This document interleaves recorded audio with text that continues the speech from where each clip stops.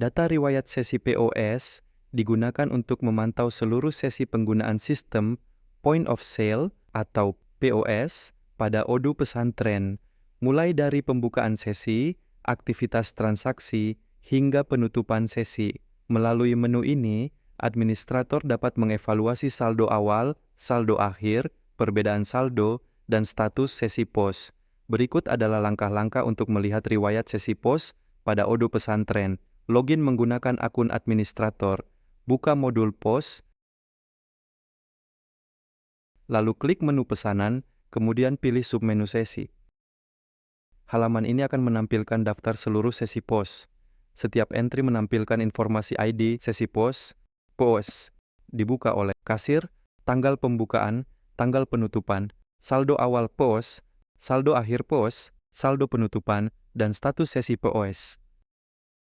Gunakan toggle pencarian untuk menampilkan fitur filter. Anda dapat menyaring data berdasarkan sesi saya atau karyawan yang sedang login, status POS, dalam proses, dan tanggal pembukaan, serta filter kelompok berdasarkan kasir, POS, status, sesi POS, tanggal pembukaan, dan tanggal penutupan. Setelah penyaringan diterapkan, daftar sesi POS akan diperbarui secara otomatis sesuai kriteria yang dipilih. Ubah tampilan daftar menjadi Kanban view dengan mengklik ikon Kanban di sebelah ikon list. Untuk melihat detail sebuah sesi POS, klik salah satu entry pada daftar.